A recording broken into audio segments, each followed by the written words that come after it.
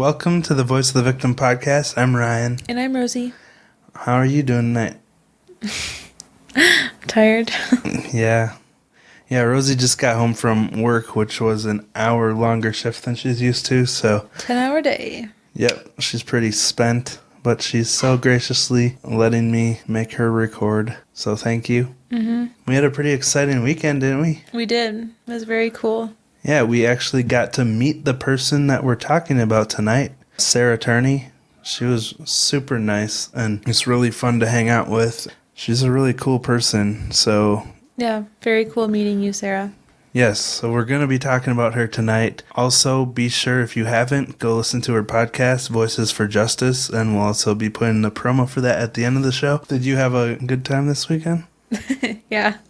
Chicago was really cool. My favorite part was probably the Tiki Snack Shack pontoon that we stumbled on. Oh, yeah, that was really cool. Yeah, the waters there looks like, it's like the Caribbean almost. Yeah, Lake Michigan's super tealish. Maybe because of it being July, I don't know. Maybe.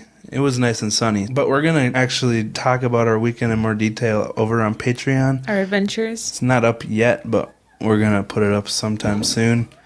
Just going into more detail on that. Mm-hmm. And we're going to talk about the big interested. Cheese for those of...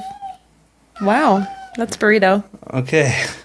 Man, did he get his snacks?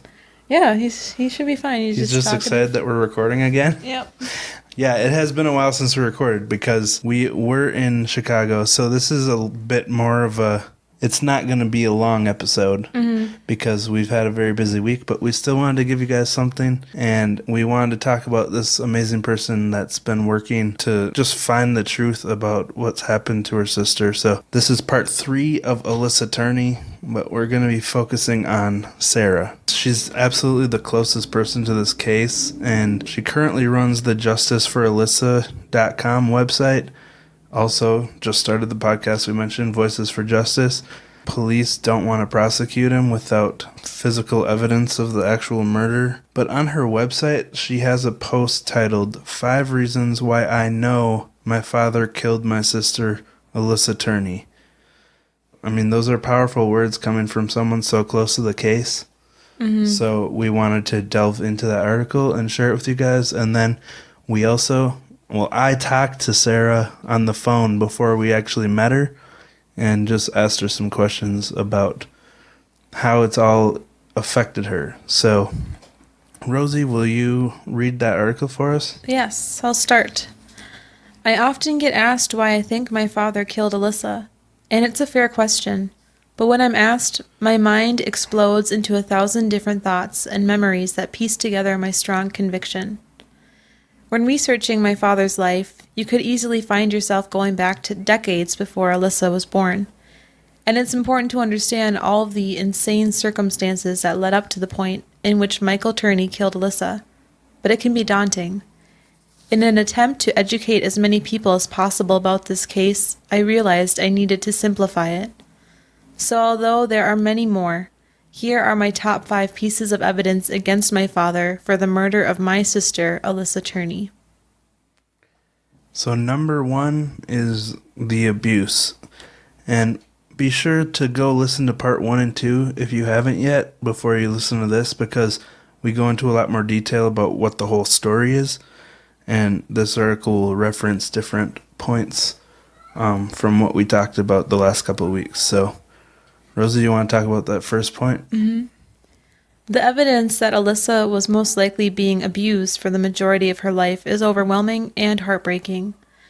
There were over 20 statements given to the police stating that Alissa was being physically and sexually abused by our father. These statements were provided by friends, family, and a teacher of Alissa's that our father was dating. There are also letters written by Alissa describing the abuse. The relationship our father had with Alissa is commonly described by those who knew her as one closer to an abusive boyfriend rather than a father figure. He was extremely possessive, often sitting in the parking lot of Alissa's part-time job to ensure that she was there, or she was where she was supposed to be. And you can actually see the video of that. Sarah posted it on her YouTube channel of the video that her dad took while Alissa was working. It's really creepy. He constantly warned her friends and their parents of how she was gullible and unable to take care of herself. He also required Alissa to sign behavioral contracts that included a clause stating that he never sexually or physically abused her. Approximately a week before Alissa disappeared, Child Protective Services received a call from our father stating that his stepdaughter Alissa was going to call them and falsely accuse him of sexually abusing her, so he would buy her a car. He acknowledges this, but states that he only called to ask what he could do when a parent is falsely accused of abuse.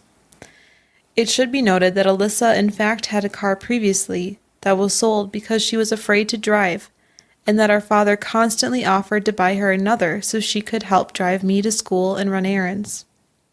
My father did not display this behavior with any of his other 5 children. This abuse and the fear of it becoming public knowledge is what I believe to be his strongest motive to murder Alissa. Below is a video of a disturbing interaction between Alissa and our father. Yeah, and if you go visit her website, justiceforalissa.com, you can see that video.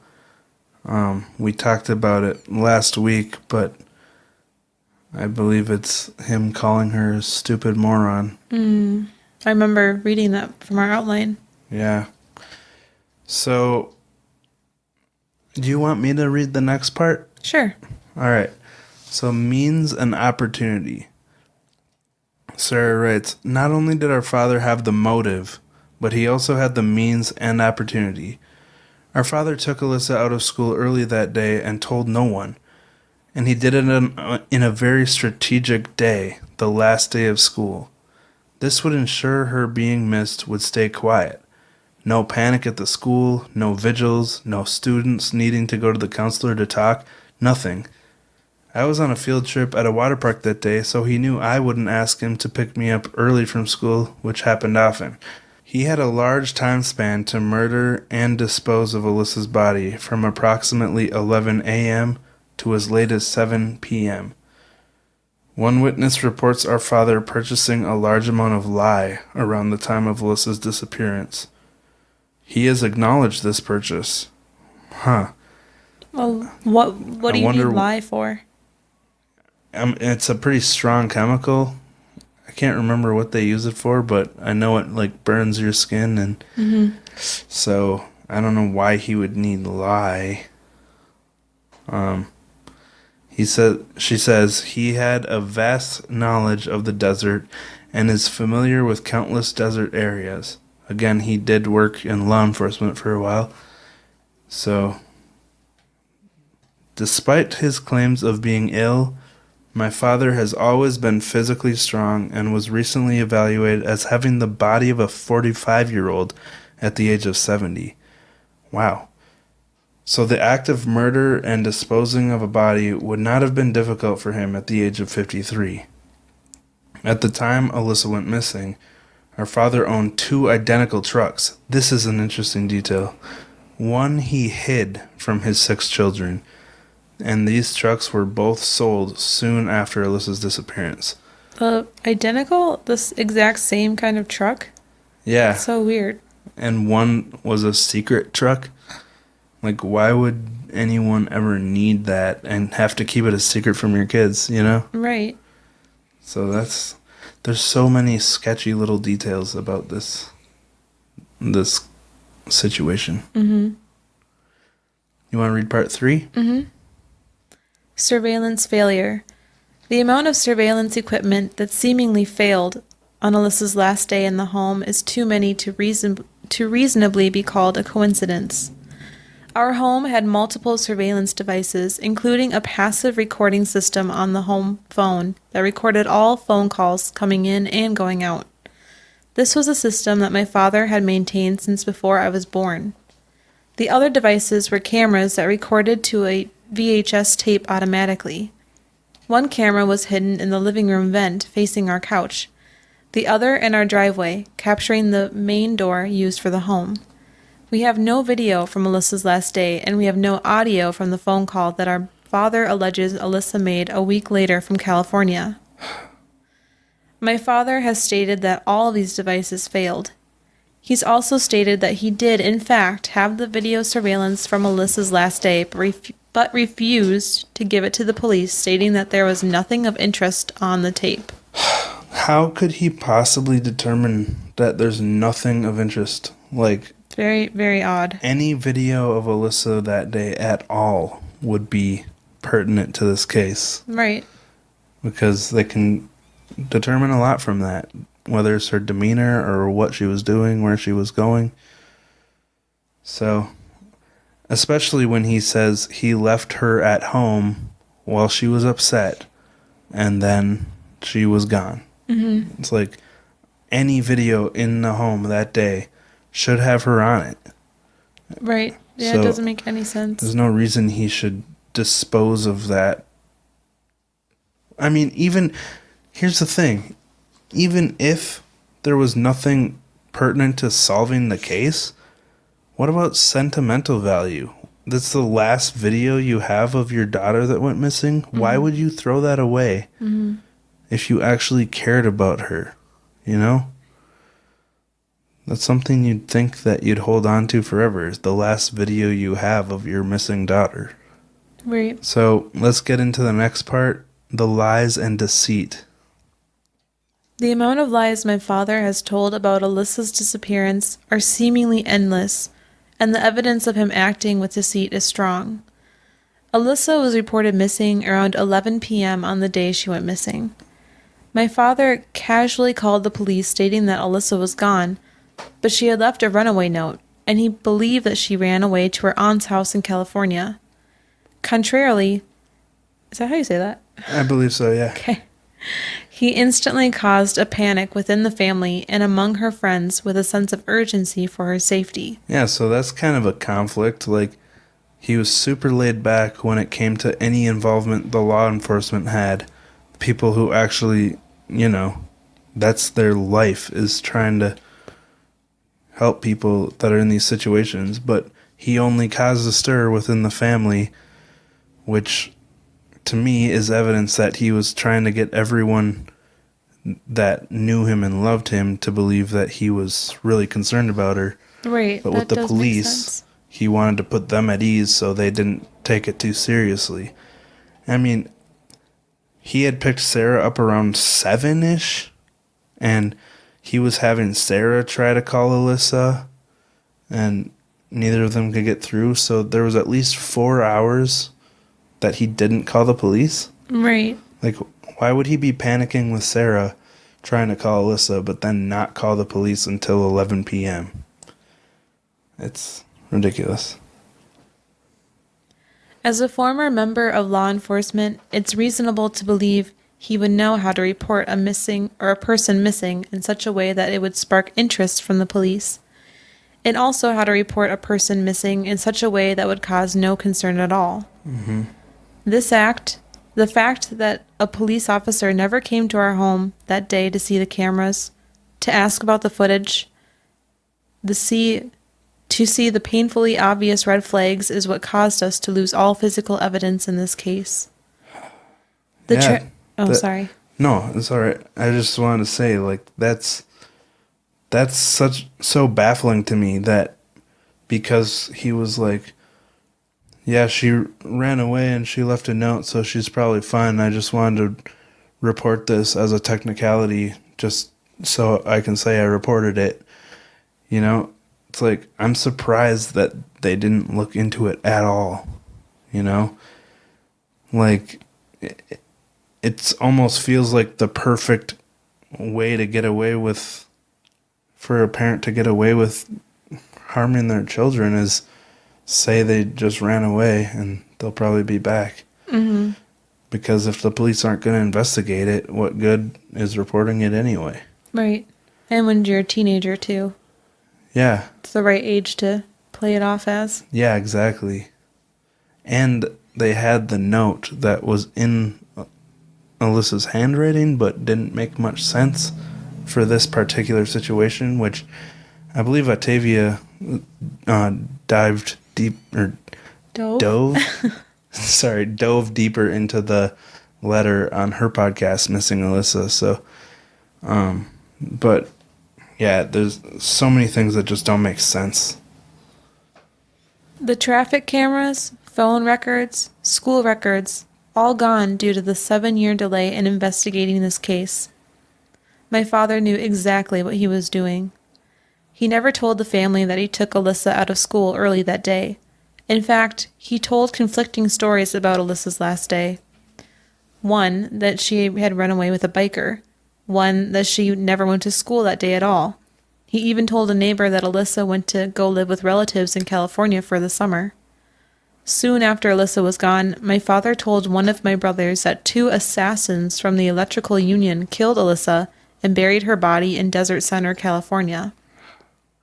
He also stated that because of this, he was forced to kill the 2 men.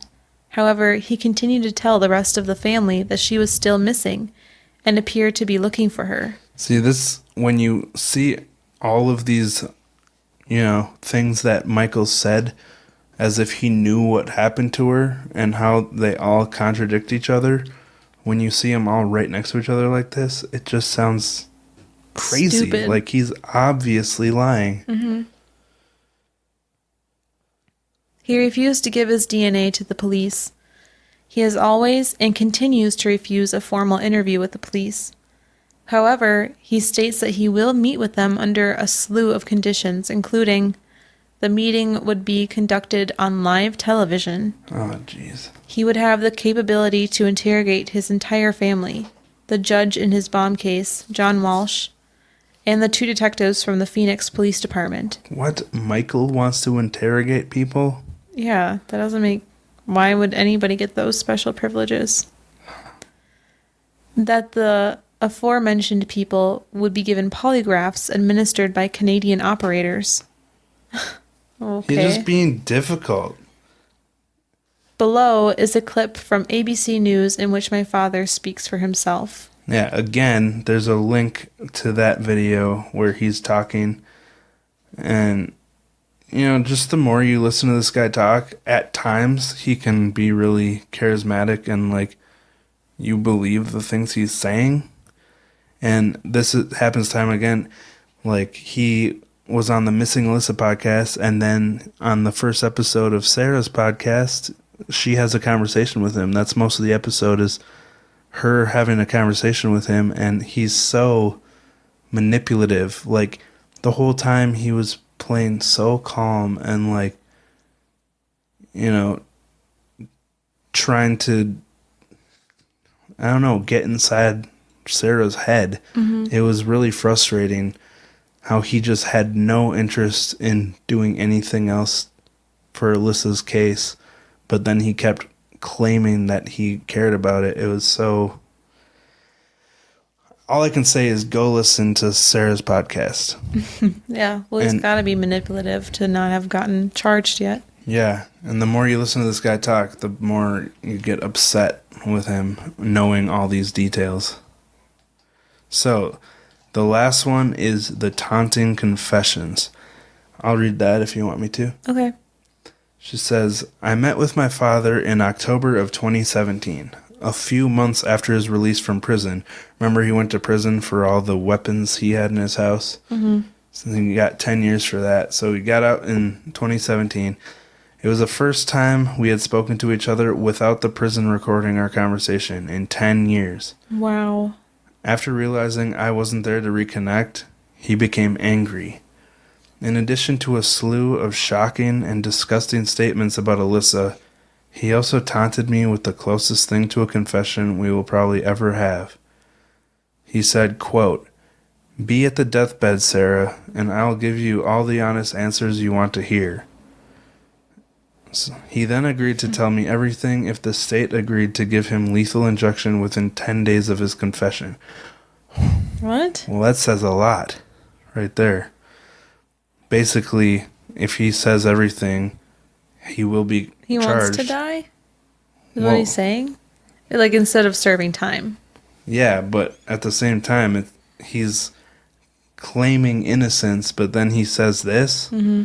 I'll tell you everything if the state will agree to give me the death penalty within 10 days.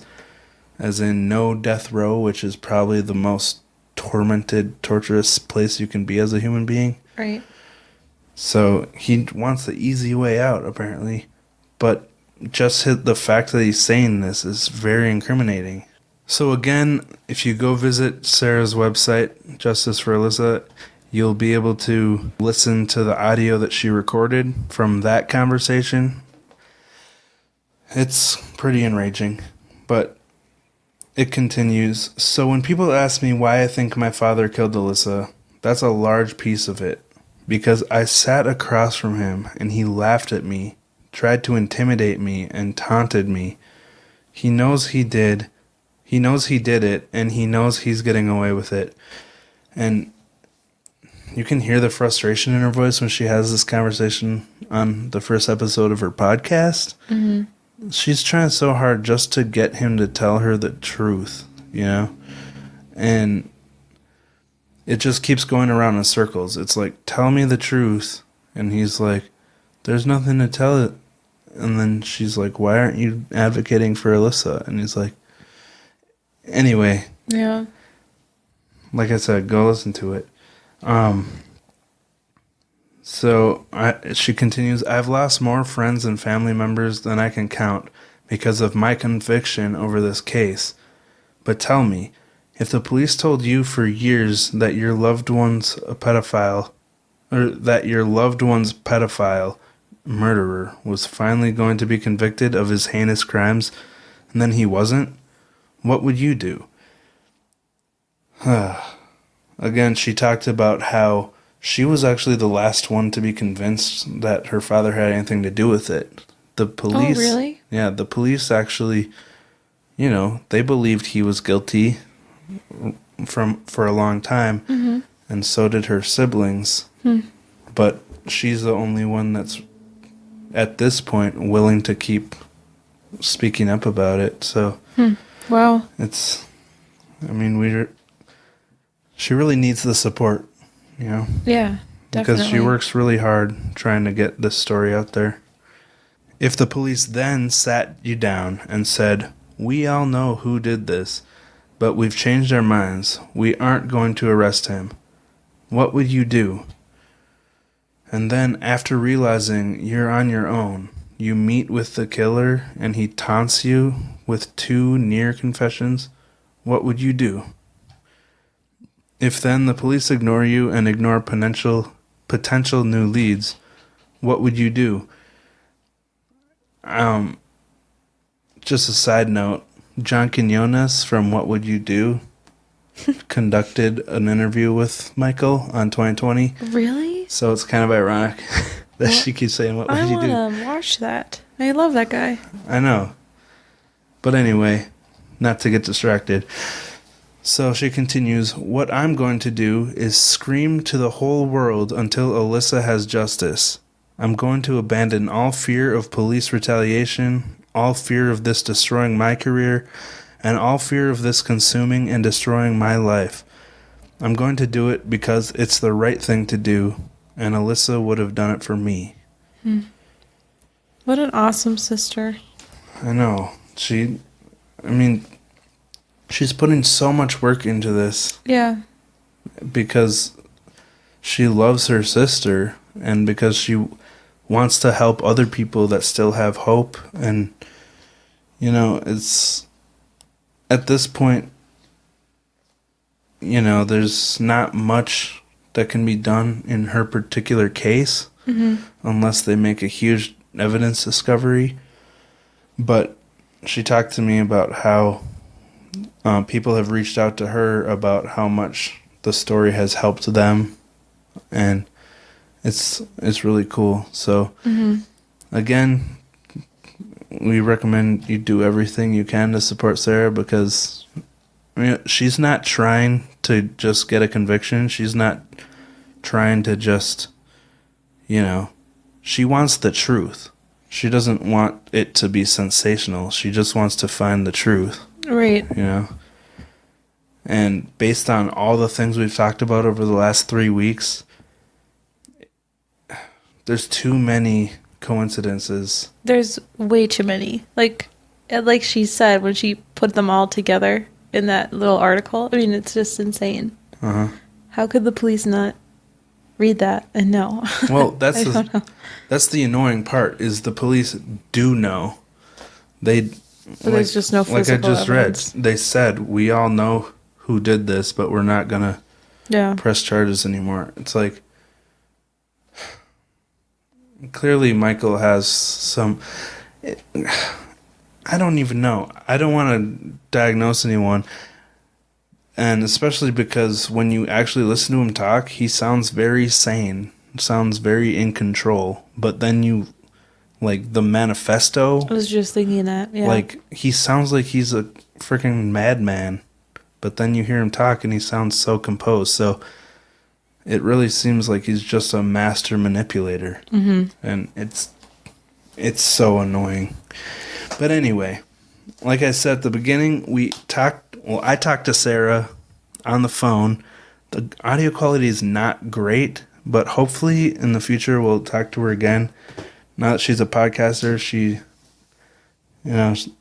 we probably could set up a better quality interview in the future. Mm-hmm. But I just wanted to talk to her and get her side of this story and how it impacted her, especially when everything went down, when her father was arrested, because I'm pretty sure at that point she was kind of blissfully ignorant of all these things, and she didn't suspect her father at all, Right. So it's a pretty crazy roller coaster that she's been on. So we're going to play that for you right now. In our minds, there's no doubt that you're probably the person that's been affected the most by the disappearance of your sister and all the stuff that's come out since then about your father. And if you don't mind, we'd like to know just how it's all impacted you personally. Yeah, I mean, in every way, to be honest. Obviously him getting arrested when I was 18 really launched me into adulthood very quickly. But even just finding out new details, like every day it rewrites my memories, if you will. I'll tell a story to a family member from my point of view, and obviously I'm just a kid at the time, and they say, no, that's not how it happened. And then my mind kind of adjusts accordingly. So it's really weird. It's a strange feeling to not know what happened in your childhood even when you were there. I mean, aside from it being emotional and difficult and separating me from my brothers, which is heartbreaking, it's just been a very strange experience. But I'm still very thankful that it's made me so strong and able to take on, this journey. It's really cool all the work that you've been doing, trying to get this all to move forward. How did you end up after you went to prison, if you don't mind talking about it? Oh, no, I don't mind at all. I mean, it was hard. I've never been away from my father for that long. And he was my only parent and kind of my best friend. So it was extremely difficult. I was given power of attorney. I was given the mortgage, and I became his legal secretary, I didn't always believe that he did it. I was really behind him 1,000%, and worked for him day and night, kind of like I do for Alissa. I started a website. I started a petition. I was on 2020 trying to explain that he was innocent. So it was really similar to the journey I'm doing now, but obviously I was extremely wrong and not aware of so many facts that I know today. So it was hard, and I was still working hard, and I think that helped me get through it emotionally, just being too busy to kind of see what was in front of me. And then, eventually the 2020 episode came out. I found out that she was taken out of school early that day by him. I got a confirmation from my brother that she was being sexually molested. And slowly but surely my mind started to change. Wow. I can't imagine just making that transition, but it's really amazing that you were able to transition from one side to the other once you realized what the truth was. So did you end up on your own then? You had to live on your own and pay the mortgage and take care of all that stuff? Yeah, I mean, absolutely. I was fortunate that I was still receiving a portion of the benefits that he was receiving because I was under 21 at that point. So as far as, the finances for the house, they're pretty much taken care of for the most part. So, of course, I still worked and went to college and handled all those responsibilities. So I had some buffer that I was very thankful for. But in terms of, family support, yeah, I mean, I was on my own. And I'm the youngest of 6, and I was given all the responsibility, and I just kind of handled it. Wow. Well, thank you for sharing that.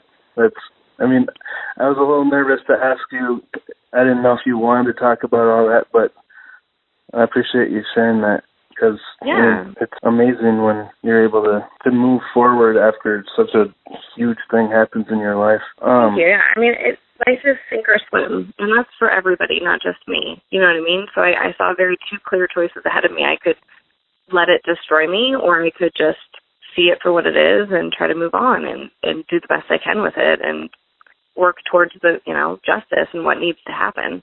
It's very black and white to me. Like, I never felt like I had a choice. It was just the right thing to do. That's awesome. So the investigators told you at some point that they knew that Michael was responsible for everything and that he had killed her and that he had abused her. Do you want to talk about how that kind of happened? Yeah. So the first time I heard it from them was actually the day of the raid. So by the time that the police came and raided our home, I was the family point person. So they had called me, a day or two previously and said, we have some news. Will you come down to the station and talk to us, and this is like my famous story. I'm like, yeah, I have a Spanish test. Will I be back in time? Because I'm in college and I'm not thinking that this is going to be like the craziest day of my life. They're like, yeah, no problem. Come down to the station. And I go and sit down with them and they say, we don't have news, but we believe that your father killed your sister and that he was also sexually abusing her pretty much her entire life. You also have another sister you don't know about. What do you think about your dad now? Wow, that's crazy. And that's what it was. It was shock value. I think that maybe they thought that I knew something that I wasn't telling them and that would make me crack or confess or something, but I didn't know. And so when I hear it like that in a very blunt, abrupt way, that doesn't sink into me either. It kind of just rolled off my shoulders, to be honest. I'm thinking that they're just being cruel at this point. Well, yeah. It does sound kind of insensitive, the delivery. Yeah, it was the wrong approach to take with me, if we're being honest. Like, yeah, I don't do well with things like that. I think most people don't. But yeah, I mean, it was hard. It was really crazy to hear, and I didn't absorb it at all. Right. I think that's an interesting part of it is a lot of time investigators and police are a little calloused when dealing with people that, have nothing to do with the bad things that have happened. Kind of always suspicious of people even if they have no idea what's going on. And you had no idea all the stuff that was hidden in the house? No. I mean, I knew that he had guns, but I couldn't tell you what a legal gun versus an illegal gun looks like even today. Like, my whole life, I'd grown up with my brothers going out shooting and my dad just loving guns. And it's Arizona, so lots of people are like that. And so I just thought all the guns were normal. There was one underneath the couch cushion in the living room. It was just very normalized to me. But, I mean, in terms of bombs, no. When I think back, I remember him welding like metal containers together, but I want to say that even the bombs were like PVC pipe. So he was always like crafty and doing weird things, but did I ever think it was a bomb? Like, absolutely not. Right. It was dad doing projects.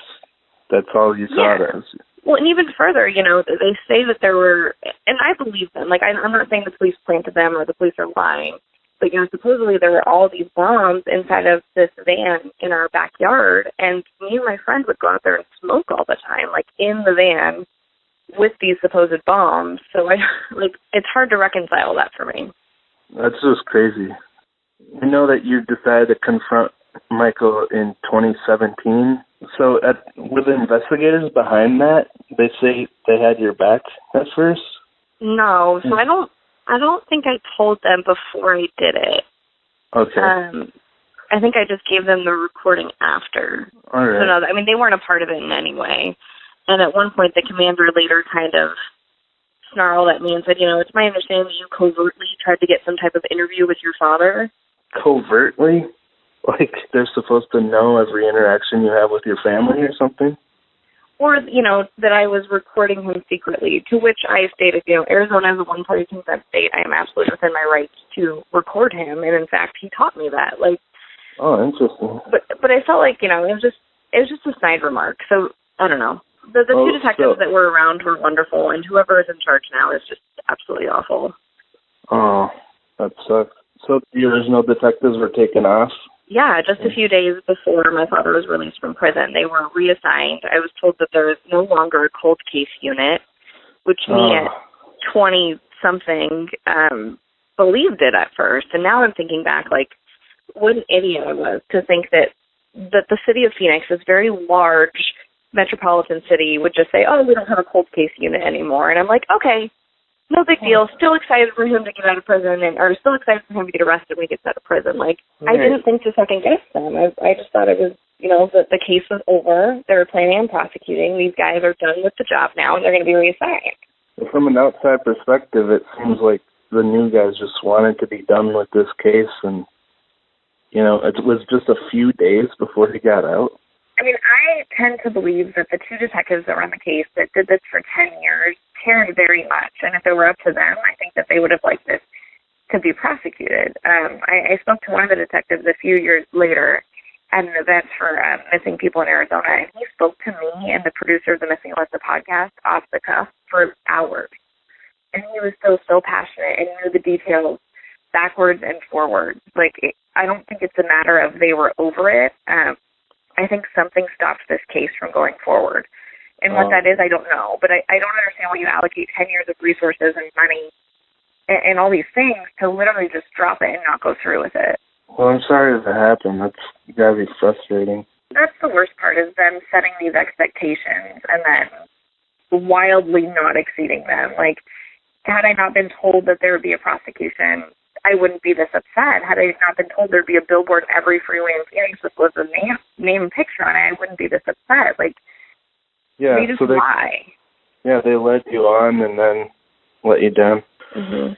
Obviously, they don't feel like they have enough information to convict him. But what do you think? Do you think he'd be found guilty if he was prosecuted with all the info that's out there? Yeah, I mean, I think if we can get all of this admitted into court as circumstantial evidence, absolutely. Oh, yeah. What can be admitted, I don't know, to be honest, and that's always been kind of the question mark. However, I stand behind that we're not setting a precedent, and that other cases in Maricopa County have been tried and won with less circumstantial evidence and without a body. Like, it's nothing new. It's nothing they haven't done in the past many times and been successful at. So why they're choosing this one case to not move forward, I don't know. Yeah, it's just going through just the circumstantial evidence. I mean, it's almost endless how many things there are that, I mean, you listed 5 specific things, but it's just so much to think about.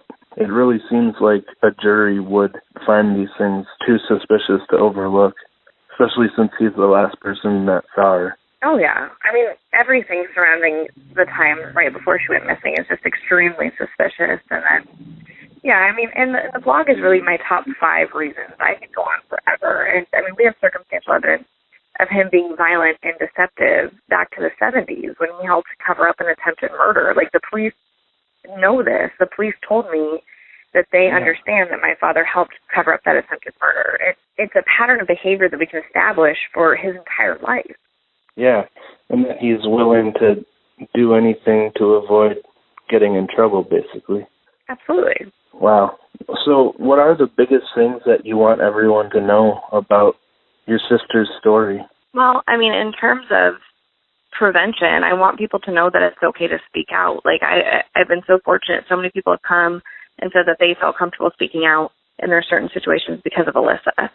So, I mean, if anything, as justice aside, like, let's learn from this story and let's be okay with not keeping these family secrets anymore. Like, end the cycle of abuse. Let's end these patterns. Speak up. And if 25 people don't help you like they didn't help Alissa, go to the next person. Go to the authorities. Don't be afraid. Yeah. I want people to know that this is preventable. I'm so glad you said that. I mean, that's pretty much the biggest focus of our podcast, is trying to help people to not think about the shame that they might have if they ever speak up, but know that people will support them if they're willing to speak up and say what's happened to them, that they deserve to not be mistreated and not be abused. Yeah, absolutely. I mean, times are changing. You know, we're not in the era anymore of it's shameful, keep it to yourself. Like, there's so many organizations and there's so much support in the online community. Like, there's so many people that are willing to help in those situations. Like, just, yeah, don't be afraid. It's 2019. Let's not keep this in dark corners anymore. Yeah, I don't want to take up too much of your time. If there's anything else that you want to share with our audience or anything that you just really want people to know, feel free to say whatever you want, and we'll make sure it gets out there. Oh, thank you. You're so sweet. No, I mean, in terms of, like, how to help Alyssa's story, I would love to have some type of miracle solution and say that going to the DA works and that going to the police works, but at this point, it's about making it too large to ignore. I think it's my only hope is literally for this to be blown out of the water like a Making a Murderer. Make it so big that they can't deny it anymore. Yeah, I mean, it seems like it would work, and hopefully we'll get to a certain point where something will be done, or at the very least, people will hear the story, and like you said, it'll have a positive impact on other Gozer boys that have been abused and haven't had the courage to speak up yet. Hopefully it'll help. So we want to thank Sarah for taking the time to talk to us and share her personal impact. If nothing else, hopefully this story will be able to help other people who are being secretly abused and scared into keeping it silent. And hopefully they can feel safe enough to share their own stories, because, you know, if you hold it inside and keep it secret, it keeps doing more harm than good. So,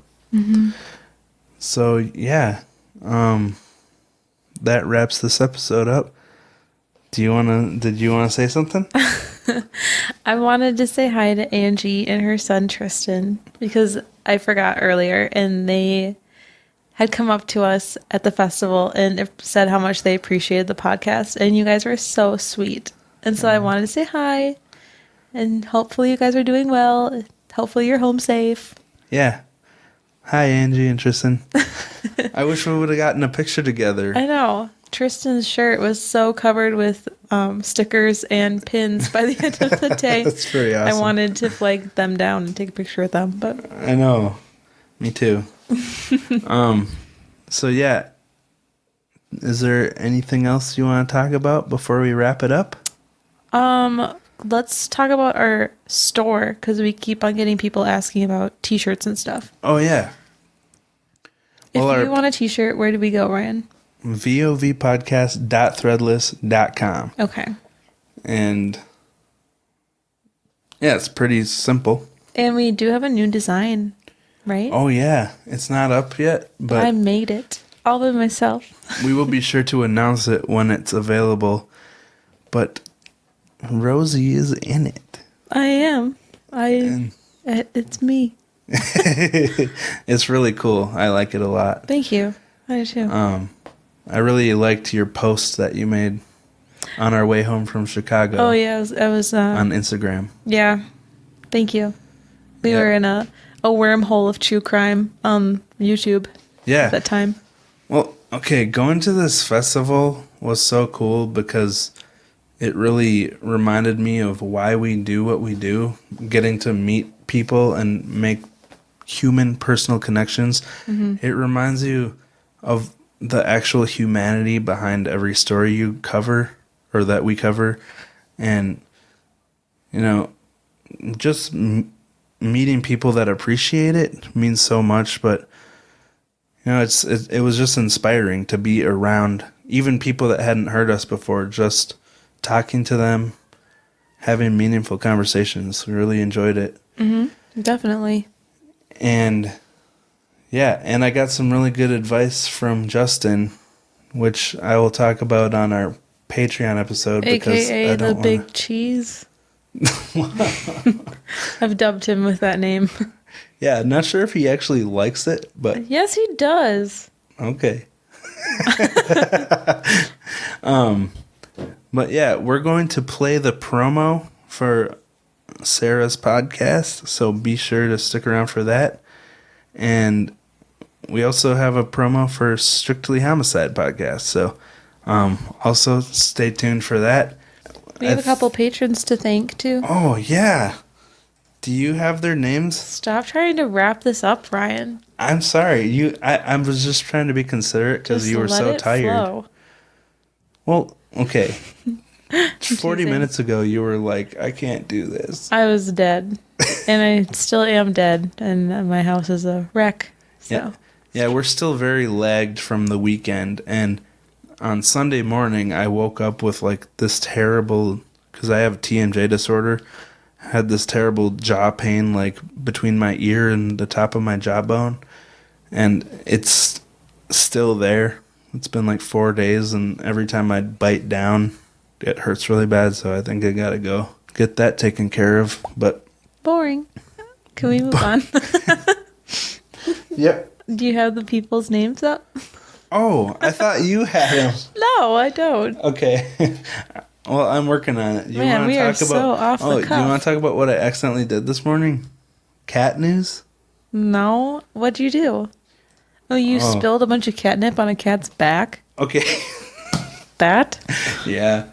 So this morning, like right when I woke up, I was really, exhausted. And the cats were out of actual dry food today. This morning, we have Temptations treats, and so I was going to just dump some of those out for the cats to be able to, stay alive while we were at work until we could get dry food. But I thought I had the Temptations bag, and I went to dump it out on the floor, and Zucchini was walking around underneath it, and then as it came out of the bag, I realized it was catnip. So I dumped catnip all over Zook's back first thing this morning. So the cats had a pretty loopy day, and when we got home, there was puke and poop all over the floor. No, not all over the floor.